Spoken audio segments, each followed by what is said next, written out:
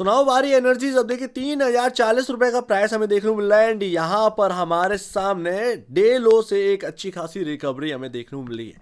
अब यहाँ पर अगर आप पूछेंगे तो वारी एनर्जीज के अंदर चल क्या रहा है, मार्केट जिस तरीके से टूट रहा है, क्या वारी एनर्जीज के अंदर भी जो आईपीओ के लोज लेवल हैं वो दोबारा हमें देखने को मिल सकते हैं? कंसर्निंग है, बट इसके ऊपर बात करना जरूरी है। तो अभी अगर आप ईयर टू डेट की बात करेंगे तो जब से लिस्टिंग हुई है तब से लेकर अब तक, यानी कि आप आईपीओ का प्रीमियम मत जोड़िए, जिस भाव पर लिस्टिंग हुई है वहां से लेकर अभी तक का जो प्राइसिंग चल रही है उस हिसाब से आपके पास सिर्फ और सिर्फ 30% का रिटर्न है। जबकि इस स्टॉक के अंदर हाई लगा था 3750 रुपए का। तो यहां पर आपके सामने एक अच्छी खासी गिरावट भी देखने को मिली। ऑफकोर्स एक खबर आई थी एंड उसके बाद टूटने स्टार्ट हो गया था। डोनाल्ड ट्रंप यहाँ पर ग्रीन एनर्जी को सपोर्ट नहीं करते हैं, ब्ला ब्ला ब्ला। बट ये खबर एकदम बकवास है। मैं आपको बताता हूं कि अगले 4 साल पॉसिबल है कि यही सेक्टर आपको सबसे बड़ा पैसा बनाकर दे एंड उसका रीजन मैं आपको बताता हूं। बट डोनाल्ड ट्रंप ने ये बात खुद से नहीं कही है एंड ये सिर्फ और सिर्फ न्यूज आई थी वगैरह वगैरह चैनल्स पर या वगैरह वगैरह जगह पर। तो उसकी वजह से ये स्टॉक्स टूट गए। सिर्फ और सिर्फ वारी एनर्जीज नहीं है, कई सारे यहाँ पर जो है ना ग्रीन एनर्जी रिलेटेड स्टॉक्स हैं, प्लस जो सोलर पैनल यहाँ पर मेकर्स हैं उनके स्टॉक यहाँ पर जो है ना टूटे थे। बट इसका कोई भी यहाँ पर ना एक स्टेटमेंट डोनाल्ड ट्रंप की तरफ से ऑफिशियली नहीं आया। एंड आपके सामने हर दूसरे या तीसरे दिन कुछ ना कुछ खबर आती रहती है वारी एनर्जी रिलेटेड। कहीं यहाँ पर सेल एक्सपेंशन प्लान का यहाँ पर जो है ना तैयारी कर रहे हैं, कहीं यहाँ पर इनको 398 मेगावाट का यहाँ पर प्रोजेक्ट मिल रहा है। तो ये सारी खबरें जो है वो आती रहेंगी आफ्टर ऑल, क्योंकि हम जो है बदल रहे हैं अपने आप को ग्रीन एनर्जी की तरफ। तो यहाँ पर जो सबसे बड़ी कंपनी है ऑफकोर्स उसके लिए तो खबर आनी है। तो हर रोज आपको खबर आती रहेगी एंड ये एक टाइम पर आएगा कि ये बहुत आम हो जाएगी। आपका स्टॉक यहाँ पर रिएक्ट करना बंद कर देगा खबरों पर। कोई बहुत ही इंपॉर्टेंट न्यूज आएगी तभी यहाँ पर रिएक्ट करेगा। Just like L N T में करोड़ों का यहाँ पर ऑर्डर आ जाता है, लेकिन उसके बाद भी एल एन टी 1% का भी आसानी से मूव नहीं देता। तो यही चीज ना मतलब उसके लिए कॉमन हो गई बात। तो देखिए जो आप डोनाल्ड ट्रंप की बात कर रहे हैं या जो खबरें आई थी पता नहीं कहाँ से आई थी, मतलब उड़कर आई थी किधर से आई थी, बट ऑफिशियली नहीं आई। ग्रीन एनर्जी को सपोर्ट नहीं कर रहे। देखिए यूएस के अंदर जो डोनाल्ड ट्रंप के सबसे बड़े सपोर्टर हैं एंड जिनकी वजह से ऑफकोर्स यहाँ पर ना डोनाल्ड ट्रंप जीते भी हैं, वो है Elon Musk. And Elon Musk का पूरा का पूरा यहाँ पर जो एक विजन है वो सिर्फ और सिर्फ ग्रीन एनर्जी की ओर है। एंड ऐसे में उनकी कंपनियां सोलर पैनल मैन्युफैक्चर भी करती है, यहाँ पर आपके सामने सोलर स्टोरेज भी है, बहुत सारे यहाँ पर सिर्फ और सिर्फ इसी रिलेटेड यानी सोलर सोलर रिलेटेड ही यहाँ पर जो है उनके ऑलमोस्ट प्रोडक्ट है। तो यहाँ पर आप कहें कि डोनाल्ड ट्रंप एलन मस्क के अगेंस्ट चले जाए, ये नहीं हो पाएगा। सिंपल सी बात है, ग्रीन एनर्जी की ओर वर्ल्ड बढ़ रहा है एंड आपको कहीं ना कहीं ये खबर भी आती हुई दिखाई देगी कि डोनाल्ड ट्रंप ने टारगेट सेट कर दिया है कि हमें इतने इतने टाइम तक या इतने इतने यहाँ पर ना सन तक, मतलब 2030 या 2035 तक हमको यहाँ पर ईयर तक कंप्लीटली ग्रीन एनर्जी में जाना है। वो जाए या ना जाए वो एक अलग बात है, बट यहाँ पर जो है ऐसे अनाउंसमेंट आ जाएंगे क्योंकि कहीं ना कहीं सीधी सी बात है एलन मस्क को बेनिफिट पहुंचना है एंड दुनिया भी इसी की तरफ देख रही है। तो यहाँ पर जो इंडिया की तरफ न्यूज़ आई है, ज़रा आप थोड़ा सोचा करिए कि ये खबर आ रही है किसकी तरफ से आ रही है।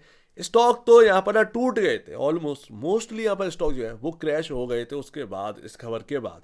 तो यहाँ पर जो अच्छा पॉजिटिव मूव बना था वो एकदम से नेगेटिव हो गया था, उसके बाद थोड़ा सा यहाँ पर सुधरा है, बट अभी भी वो बात नहीं है जो पहले जैसी बात। तो यहाँ पर जो भी न्यूज़ आती है वो एकदम बकवास है कि ग्रीन एनर्जी को हम सपोर्ट नहीं करेंगे।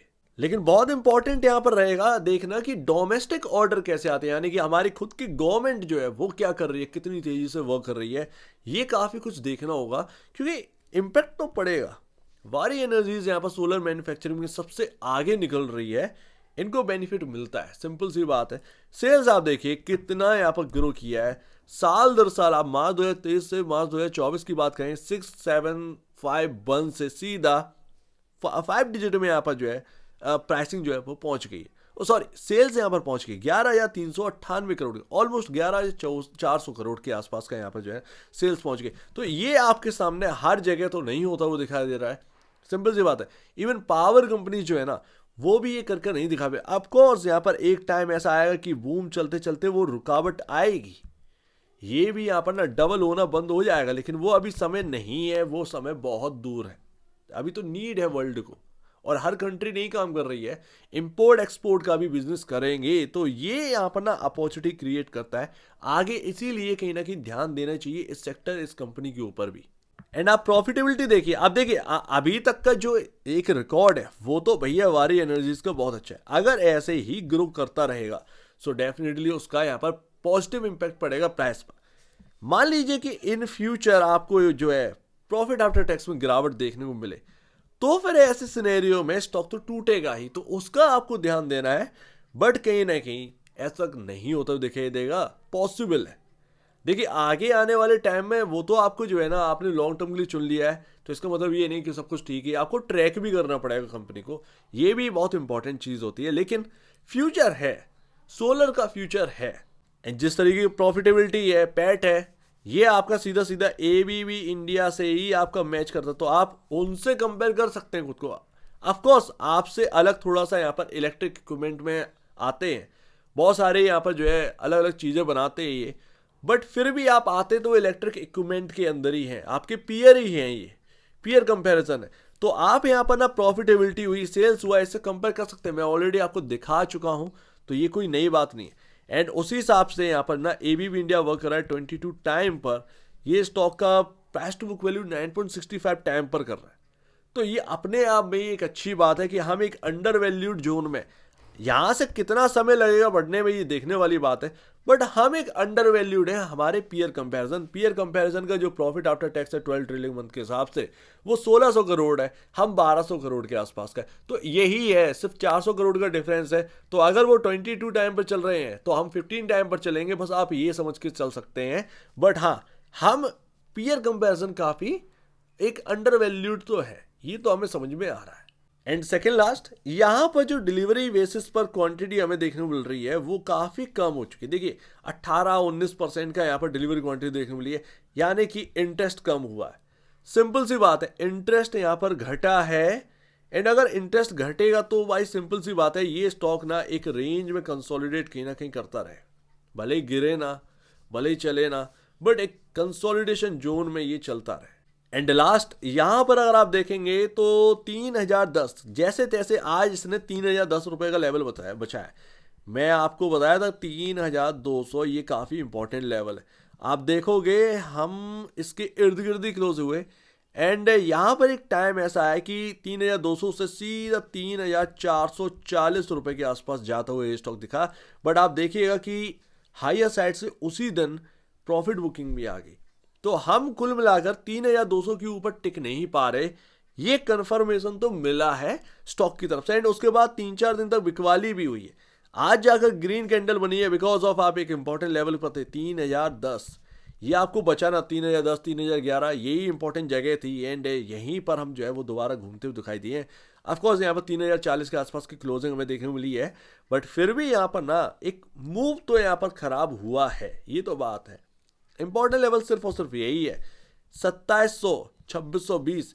एंड यहाँ पर जो अभी एक लो लगा है 2500 के आसपास का, मतलब आपके पास यहाँ पर ना एक रेंज है एंड एक इंपॉर्टेंट जगह है जहाँ से आप घूमे थे। तो मान के चल सकते हैं कि हमारे लिए मोस्ट इंपॉर्टेंट अभी 2500 का लेवल ही है, या कह सकते हैं कि यहाँ पर 2300 के आसपास का जो लेवल है, जो जहाँ से शुरुआत करी थी एक्चुअल में, वही एक जो दो लेवल है फर्स्ट एंड सेकंड, ये हमारे सामने देखने को मिलते हैं। जब तक ये स्क्रीन पर है तब तक तो कोई डरने वाली बात नहीं है।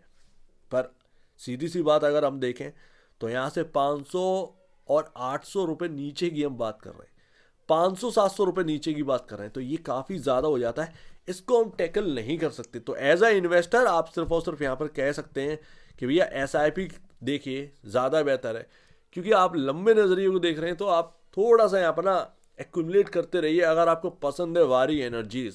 सिंपल सी बात है, क्योंकि आप इस मार्केट को कोई भी अभी समझ नहीं पा रहा है, पंप एंड डंप की यहाँ पर बात चल रही है, एंड उसकी वजह से स्टॉक का भाव भी यहाँ पर इधर उधर हो रहा है।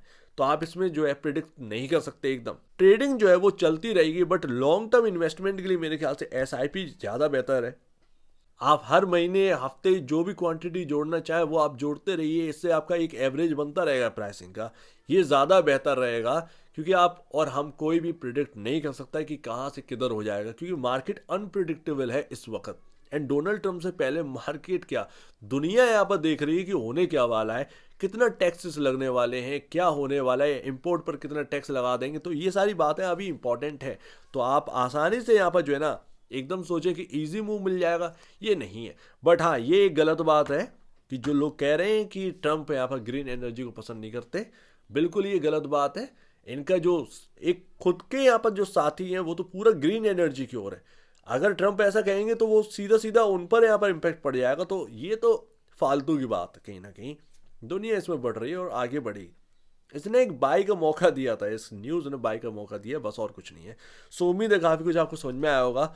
लेट्स सी, लेवल्स काफ़ी नीचे गए, बट अभी हमारे सामने सिंपल सी बात है, एक एक जगह दिखाई दे रही है, एक लेवल दिखाई दे रहा है जहाँ से घूमे 3010। ये काफ़ी इंपॉर्टेंट। लेट्स सी, देखते हैं 3000, 3010, एक गैप भी फिल हो चुका है। तो ये सारी चीज़ें हुई हैं, क्या यहाँ से घूमेगा 3200 के ऊपर टिकेंगे तो क्यों नहीं घूमेगा, कहीं ना कहीं घूमना चाहिए। सो लेट्स सी, यहाँ पर देखते हैं। बट लॉन्ग टर्म के लिए एसआईपी मस्ट है, आप उधर की तरफ ही देखिए। एक तो प्राइस भारी भरकम है, ऊपर से मार्केट कैप भी भारी भरकम है, तो लॉन्ग टर्म के लिए तो यहाँ पर एसआईपी करना ज़्यादा बेहतर। एकदम से क्वांटिटी खरीद कर बैठ जाना बेवकूफ़ी होगी कहीं ना कहीं। शॉर्ट टर्म में तो आप ट्रेडिंग कर सकते हैं, जैसे भी आपको लेवल समझ में आ रहे हो। तो एक बार निवेश से पहले या बेचने से पहले अपने ब्रोकर एडवाइस से जरूर सलाह लीजिए। खुद की स्टडी करें, उससे बेहतर कुछ भी नहीं है, खुद की स्टडी मस्ट है। तो आप दीजिए वीडियो देख लीजिए, बहुत धन्यवाद दोस्तों।